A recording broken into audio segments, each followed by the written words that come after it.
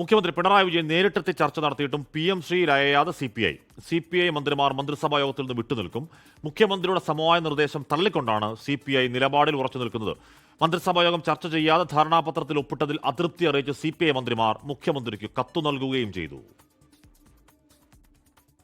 PMC പദ്ധതിയുടെ ധാരണാപത്രത്തിൽ ഒപ്പുവെച്ചതിൽ പ്രതിഷേധിച്ച് മന്ത്രിസഭായോഗം ബഹിഷ്കരിക്കാനുള്ള CPI തീരുമാനം കഴിഞ്ഞ വെള്ളിയാഴ്ച തന്നെ 24 പുറത്തുവിട്ടിരുന്നു.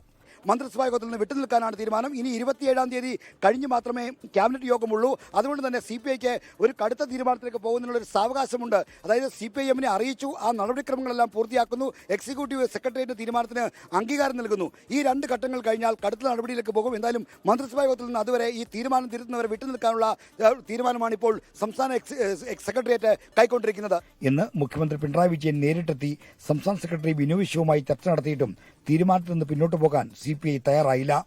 ആലപ്പുഴ ഗസ്റ്റ് ഹൌസിൽ 1 മണിക്കൂർ നീണ്ട ചർച്ചയിൽ ബിനു വിശ്വം CPIയുടെ നിലപാടിൽ ഉറച്ചുനിന്നു.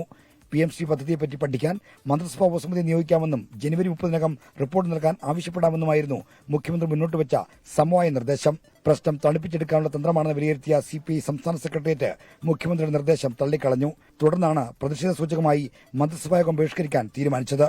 മന്ത്രിസഭാ ഉപസമിതിയെ നിയോഗിക്കുമെന്ന നിർദ്ദേശത്തിൽ ആത്മാർത്ഥതയുണ്ടെങ്കിൽ റിപ്പോർട്ട് ലഭിക്കുന്നവരെ പദ്ധതിയുടെ ധാരണാപത്രം മരവിപ്പിക്കണമെന്നാണ് CPIയുടെ ആവശ്യം. അത്തരം നടപടികൾ മന്ത്രി വി ശിവൻകുട്ടിക്ക് ക്ഷീണമാകുമെന്നായിരുന്നു മുഖ്യമന്ത്രിയുടെ മറുപടി. ഇതോടെയാണ് CPI മന്ത്രിസഭാ ബഹിഷ്കരണത്തിൽ ഉറച്ചു നിൽക്കാൻ തീരുമാനിച്ചത്. സംസാരിച്ചു ഞങ്ങൾ മുഖ്യമന്ത്രിയായിട്ട്. ആ സംസാരം വളരെ കോടിയലായിരുന്നു. പക്ഷേ വിഷയങ്ങളുടെ പരിഹാരം ഉണ്ടായിട്ടില്ല. അതുകൊണ്ട് ഞങ്ങളുടെ പ്രശ്നങ്ങൾ എപ്പോഴും ബാക്കിയാണ്. മന്ത്രിസഭ അറിയാതെ ധാരണാപത്രം ഒപ്പിട്ടതിൽ അതൃപ്തി അറിയിച്ച് CPI മന്ത്രിമാർ മുഖ്യമന്ത്രിക്ക് കത്ത് നൽകി. 22 നടന്ന മന്ത്രിസഭാ യോഗത്തിൽ വിഷയം ഉന്നയിച്ചിട്ടും ഒപ്പിടുന്ന വിവരം അറിയിച്ചില്ല.